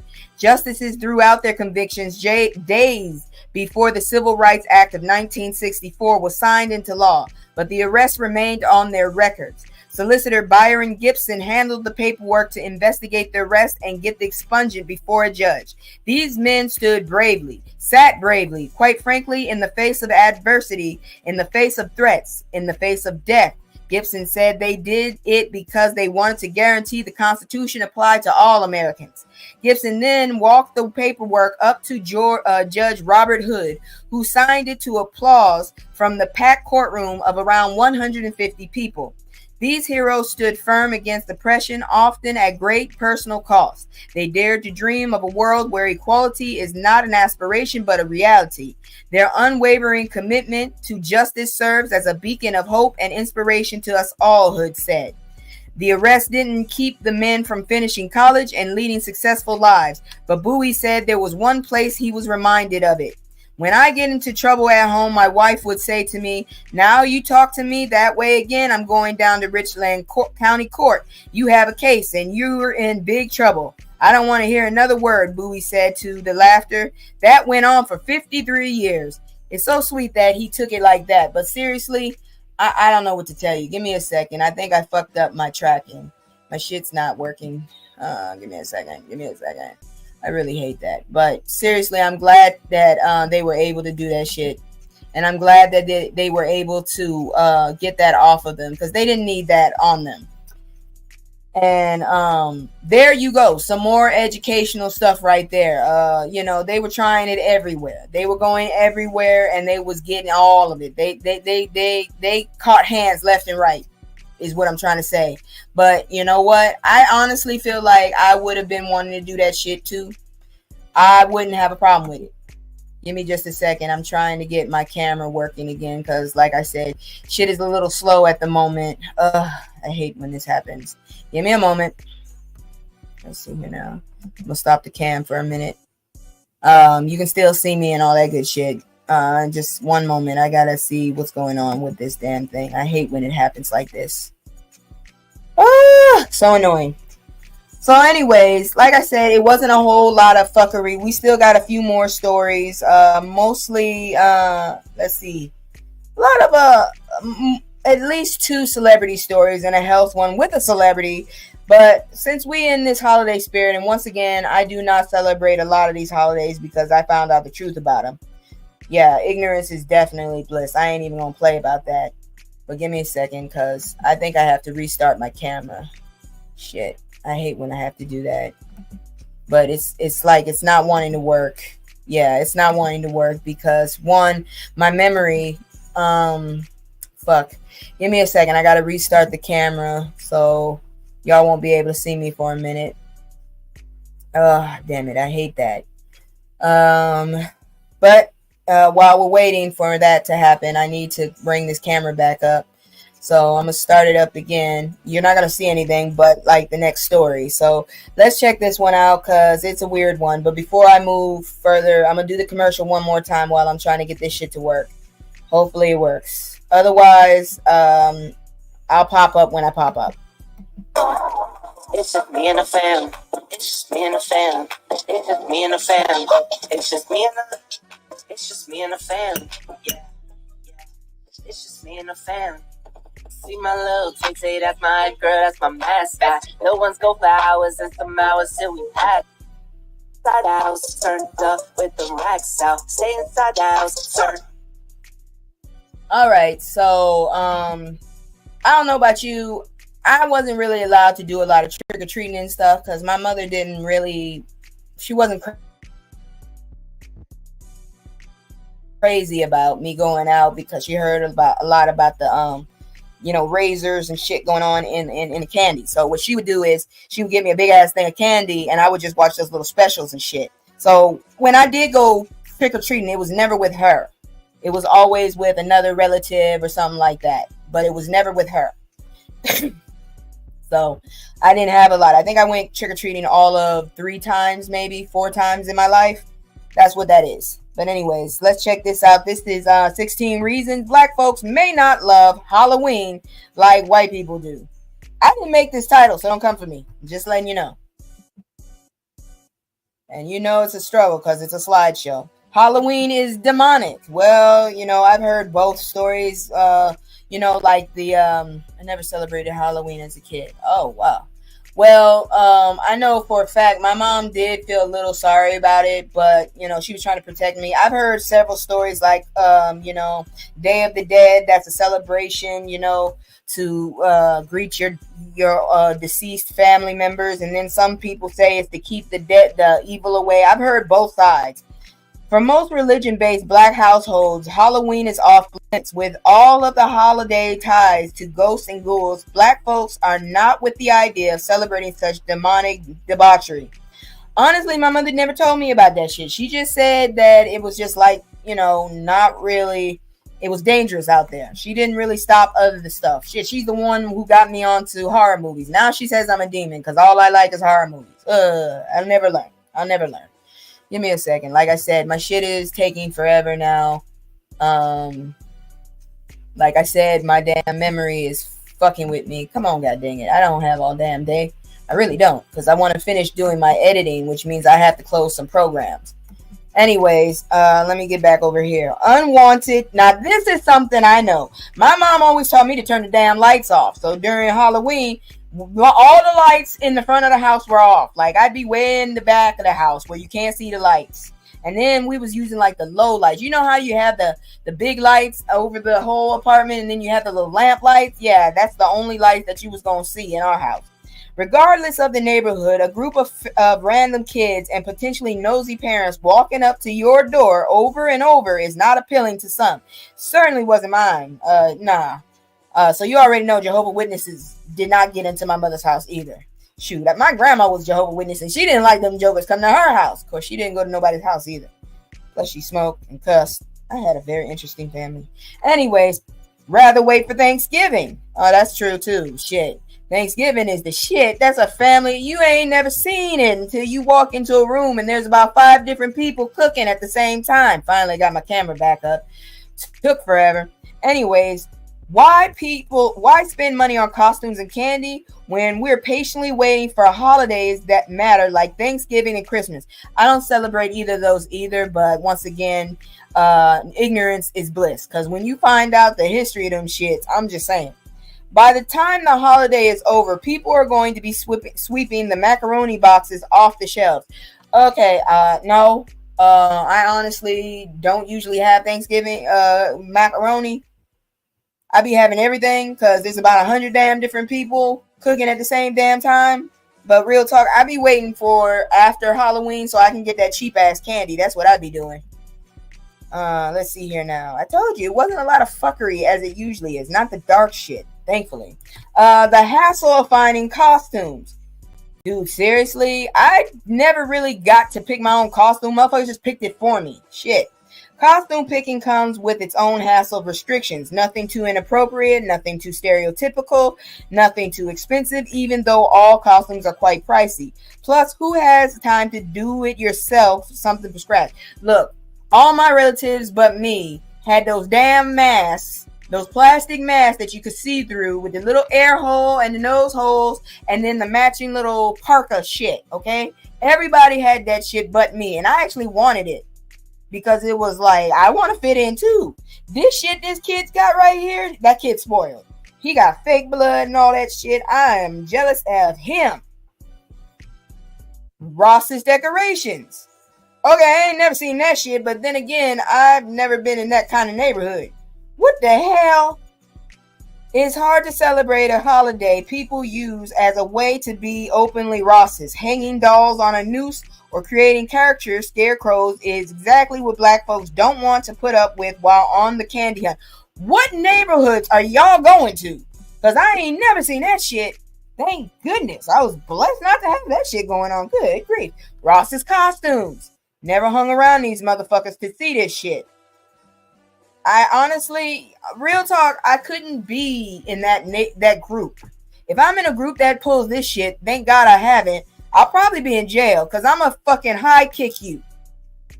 My legs can't go high enough. I will high kick you all up in the chin. Don't play with me. It's not cute. In the same breath, the holiday only means someone, whether a kid or at school or even a celebrity, is going to go viral for an offensive, most likely blackface costume because they thought Halloween was a pass to be Ross's. We give the why blackface isn't cool speech every year? Man, I think we do, because for some reason, I'm a fan of Lil Wayne. I don't give a damn.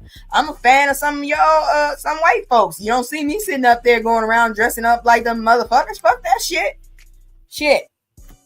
I mean, I even cosplay sometimes, and I try my best to get black characters. That's how far I push it, okay? So, you can miss me with that bullshit, because, seriously, when y'all pull that shit, even when you don't do it that bad, it still looks bad, motherfucker.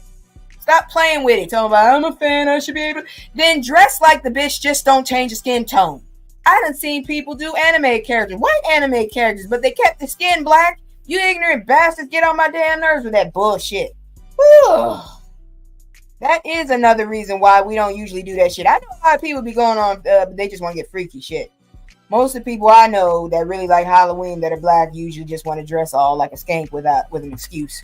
Mischief night.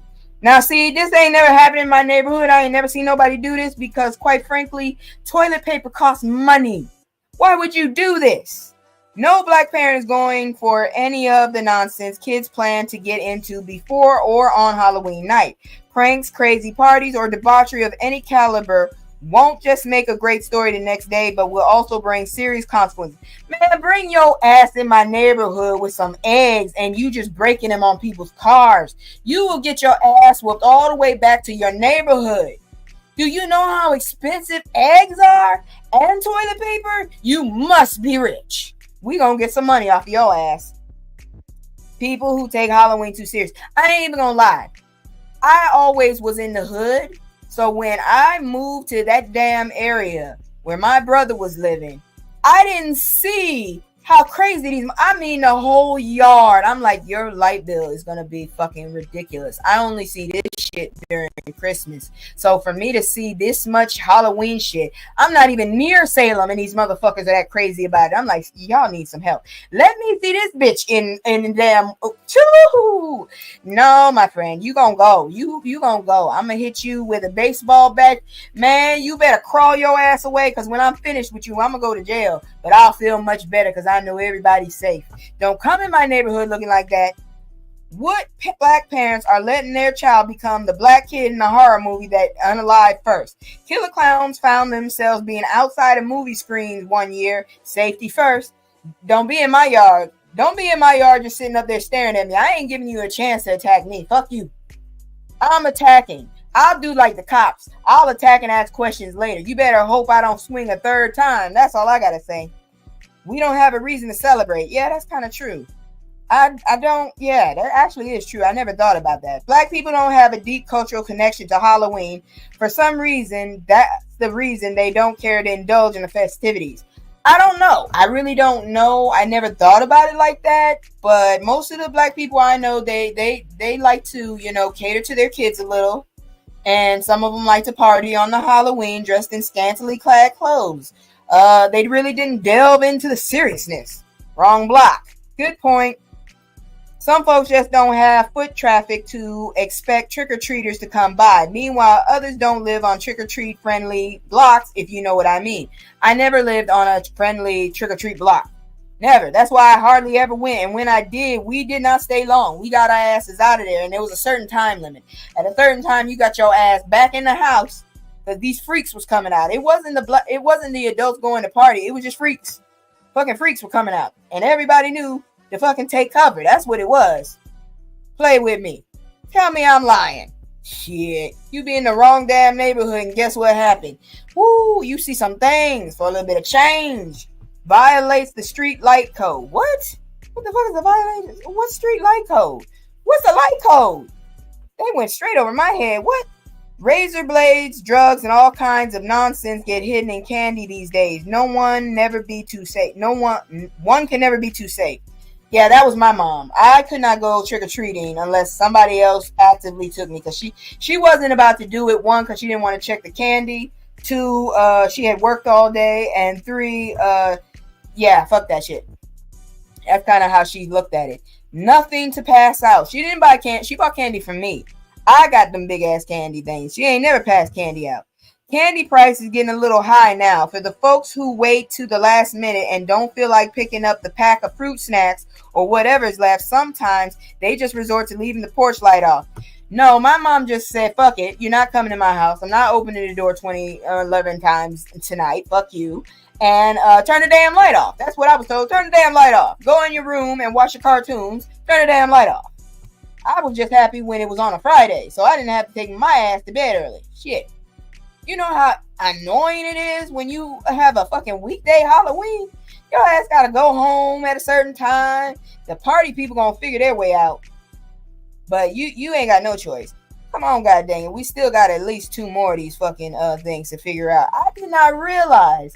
I'm still shocked. I did not realize that many black folks did not celebrate Halloween like that. I thought everybody was into that shit. No costume to wear. If you're part of the group that waits until the last minute to buy a costume, runs into an empty party city, I ain't never heard it. That's why I don't mind if it got pushed. Oh, school night. That's another one. My mom gave me the candy, but she was like, don't eat all that shit. More often than not, the Halloween festivities occur the night before the kiddos have to wake up again for school. Some parents might not even play that with their kids. Candy-fueled children on a school night? No thanks. No, I see that, but honestly, I did not understand that whole thing right there. My mom, honestly, she gave me the candy and shit, but it was like, I couldn't even watch certain cartoons that came on after a certain time because of curfew. Shit, I had to go to bed early as fuck. So I understand that shit, but I did not realize. Maybe it's because, now that I think about it, I really did not hear a whole lot about Halloween parties that were predominantly black. It was usually a lot of deficient folks. Wow. You learn something new every day. I did not know that. But anyways, here we go. You know what time it is. Woohoo, yay. Ain't nobody got time for that. Keke Palmer and SZA star in the first look for upcoming comedy One of Them Days. Oh, Lord. This was reported on the 24th. The first, they look nice together, except SZA girl. I don't know what to say. I wish I could see what you look like before that. That's all I'm going to say. The first look at Keke Palmer and SZA's upcoming comedy film is here. On Thursday, October 24th, Sony Pictures released the first trailer for the upcoming film One of Them Days, starring Palmer and SZA. The duo portray roommates in Los Angeles who have to come up with rent money after one of their boyfriends blows their cash. That would have been a beatdown right there. That would have been like an action comedy right there. When they discover Alyssa's boyfriend has blown their rent money, the duo finds themselves going to the extremes in a comical race against the clock to avoid eviction and keep their friendship intact, a synopsis says. Other stars featured in the movie include Maud Apatow, Lil Rel Howery, so it's not going to be that funny, Janelle James, and Cat Williams. Ooh! Issa Rae produced the film while Lawrence Lamont directed and Sarita Singleton wrote the screenplay. Palmer and her mother Sharon are credited as executive producers. Love to see the excellence. One of Them Days also marks SZA's big screen debut. The singer previously appeared in an episode of Ray's HBO series Insecure. The film premieres in theaters on January 24th. See the trailer for One of Them Days below. So it's on YouTube if you want to see it. I just really hope it's not like a Girls Trip. I did enjoy Girls Trip, but seriously, after that, Tiffany Haddish was just a one-trick pony. After that, just ghetto as hell. It was the stereotype for me that kind of did it. It was like I love the revenge and such, but not like that. You just too. You know what I'm saying? Ugh. Anyways, let's see. That's it for my celebrity kind of news, except this next one. This next one's kind of celebrity, but it's also health, but I prefer to consider it health. So let's check this out. The chronic illness community reacts to Solange Knowles revealing POTS, Sjögren's, and MCAS diagnosis. This was on the 24th. She making it do. Solange Knowles has revealed she is a member of the Spoonies community, those who live with chronic illnesses such as autoimmune disorders. The musician 38 was diagnosed with POTS, Sjögren's, and MCAS in 2018. She made the reveal in a recent comment she left under a post by model and musician Sean Ross about his experiences with long COVID. Sending you so much love and strength, Sean, and to all in the comments struggling with the debilitating, confusing, and lonely symptoms of POTS, Knowles wrote. What is POTS? They need to tell me what that is. In the video, Ross, 33, explains he developed POTS syndrome as a result of the long COVID. He decided to finally speak out about his health journey, following comments from others about his weight, and to hopefully help at least one person struggling with the aftermath of COVID. In her response, Knowles added, I got diagnosed with POTS, Sjögren's, and MCAS in 2018, and really relate to not wanting your health to be your identity. She continued, the good folks at Dysautonomia International were really an incredible resource for me, and I feel really grateful for the Spoonie community for holding me down during my times of complete uncertainty, sending an abundance of love your way. Did not know that about her. According to the Cleveland Clinic's POTS, or postural tachycardia syndrome, so our heart beats really fucking fast, is a chronic condition that can cause a series of symptoms when a person sits down or stands up, including abnormally rapid heartbeat, dizziness, and fatigue. Meanwhile, according to the Mayo Clinic, Sjögren's syndrome is a chronic autoimmune disease that causes the body's moisture-producing glands to malfunction, often resulting in dry eye and dry mouth. The condition can also often lead to the development of other disorders, including rheumatoid arthritis and lupus. While the Cranes in the Sky singer developed her conditions in her 30s, it typically impacts women 40 and above. I'm fucked shit. As defined by the American Academy of Allergy and Immunology, MCAS, an acronym for mast cell activation syndrome, is a condition that causes a person to repeatedly have severe allergic reactions. The organization Knowles shouted out, Dysautonomia International is a charity that funds research and works to improve the lives of people with dysautonomia. According to the Cleveland Clinic, the condition is a nervous system disorder that disrupts autonomic body processes, such as blood pressure and heart rate. Autonomic. Okay. While autoimmune disorders can impact many different people from different backgrounds, they disproportionately affect women who make up roughly 4 out of 5 of those diagnosed. Black women may not develop all autoimmune disorders at the same rate as other races, though severe cases and complications tend to impact Black people at disproportionate rates. When it comes to Sjögren's, for instance, the condition leading to lymphoma or cancer of the blood-linked patterns in the body is more common in Black Americans. Since Knowles opened up about her health journey, many of her fellow Spoonies have praised her and offered their support under an Instagram post by the Sjögren's Foundation, thanking her for speaking out. I might have said it wrong because they've been spelling it Sjogrens, and now the R is missing, so I don't know. Anyway, thanking her for speaking out, and several noted how excited they get whenever another famous face speaks up about chronic illness. I love when celebrities admit they have autoimmune disease or that word. It doesn't help us not feel so. It does help us not feel so alone in our struggle, a user wrote. Venus Williams is another famous Black woman who has spoken out about living with the condition. In particular, Black women with the condition appreciate the representation celebrities with the condition provide. Another user commented, "This is great," saying this is a person who's had to fight rheumatologists who told the Black women don't get surgeries, they get lupus. Well, there you go. Lupus and apparently that thing are similar. But now you know, you're in the know, and we're moving on. Because here's something that talks to me all the time. I have insomnia, and it's ridiculous. I have to take drugs every time for it. Want to sleep well? Fix these 8 morning habits. Shit, I don't have a morning habit at this point. I just wake up. Let's see here now. This was reported today.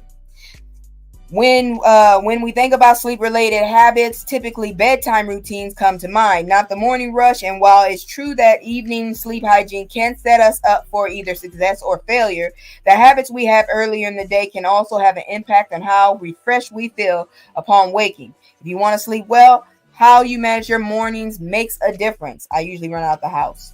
Morning habits can have an immense impact on one's sleep quality because they can affect 24-hour sleep and wake cycle, says Po Chang Soo, MD/MS. Don't know what that stands for.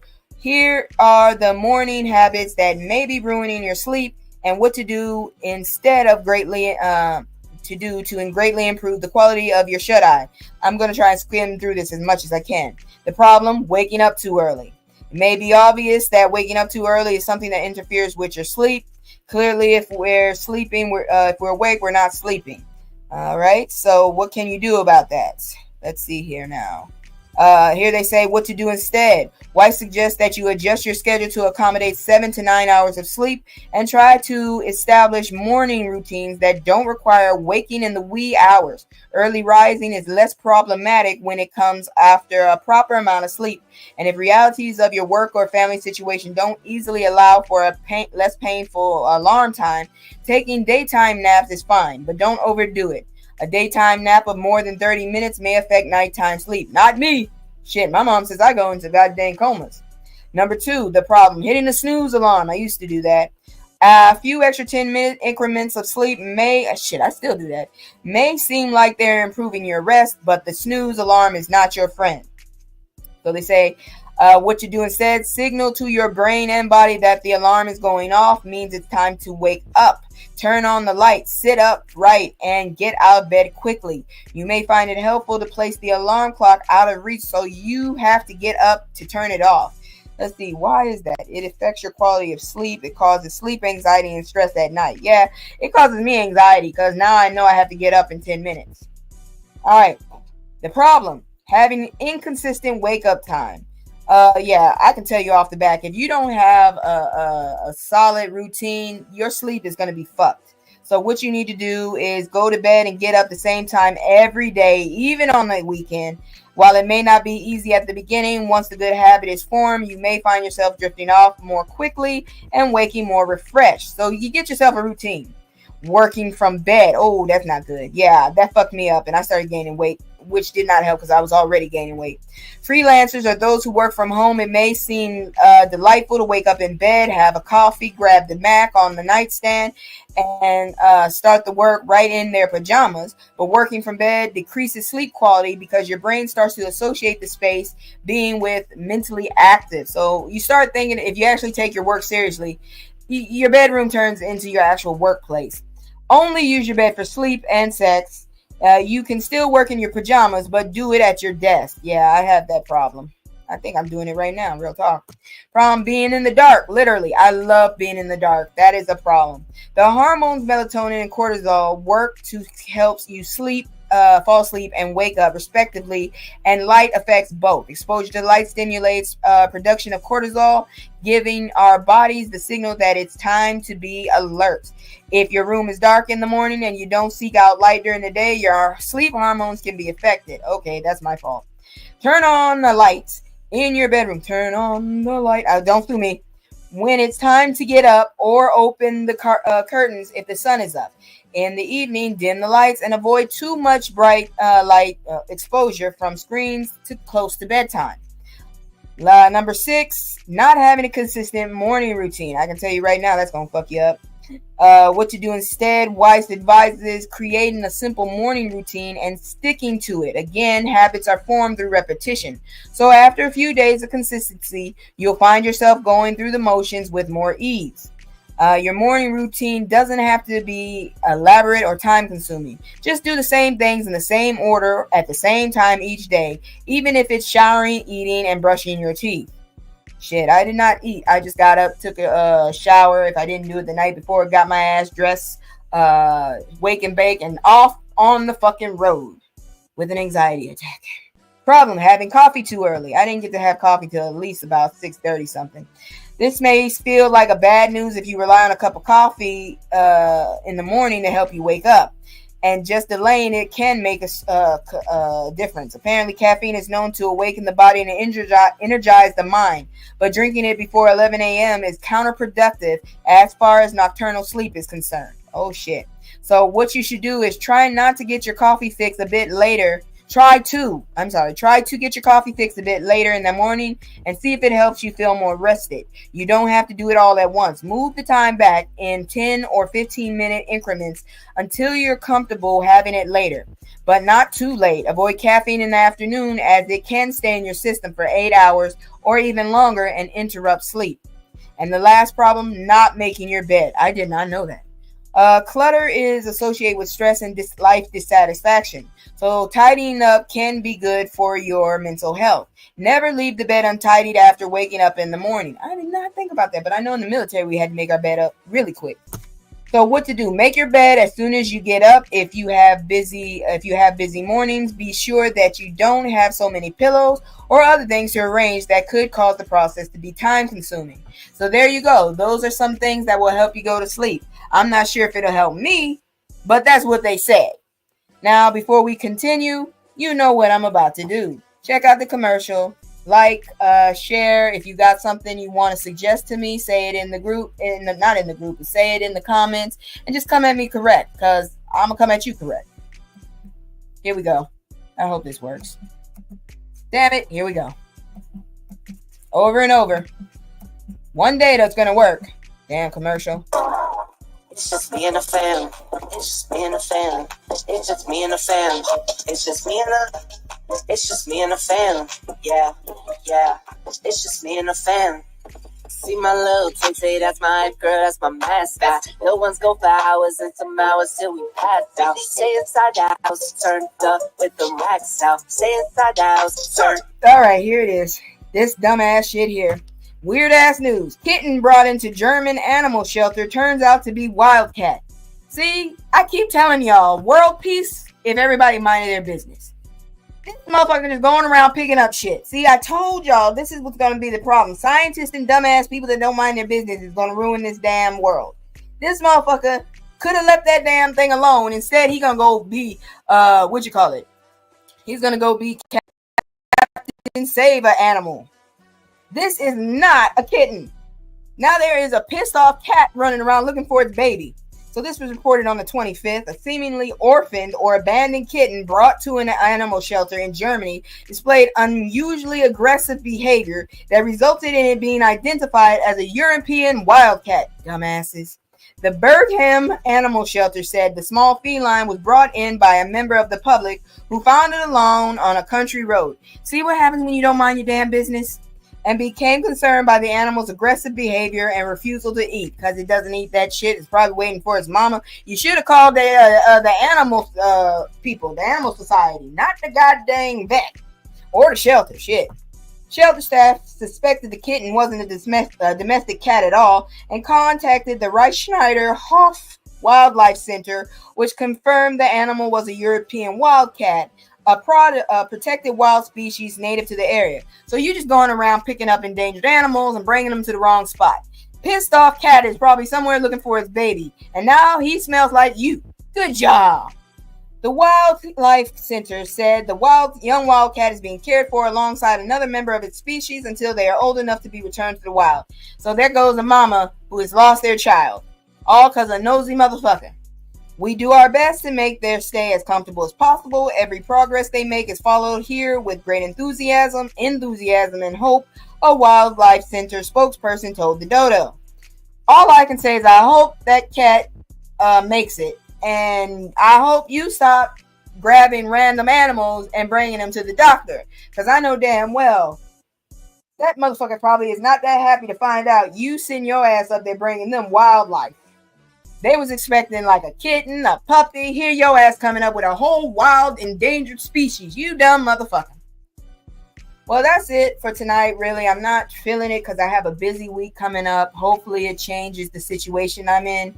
Let's pray it does. I got a lot of appointments, and I'm gonna holler at y'all later. So I'm not really gonna do the panel because I've noticed a lot of y'all prefer to do the recap or whatever as they call it.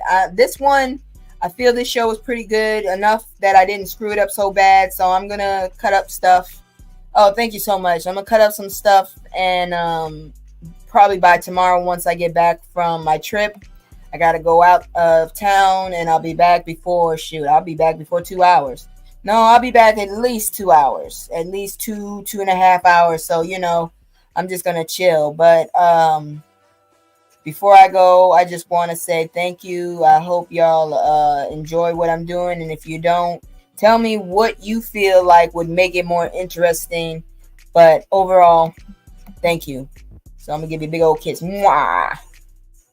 And that's it for the show. I'm going to go and keep doing, I have to finish editing before I can publish the deep dive. And I'm already writing the script for my next deep dive. And like I said, I need to start doing some of my story times as well. Like I said, I want to push out more content since I got time. Tonight I got time, cuz. So, yeah, that's what I'm going to do. So I'll talk to y'all later. Night. I can't stay. No, I always gotta go. Playing house to stay home with my soul. All the way I can't stay. No, I always gotta go. Playing house to stay home with my soul. All the road.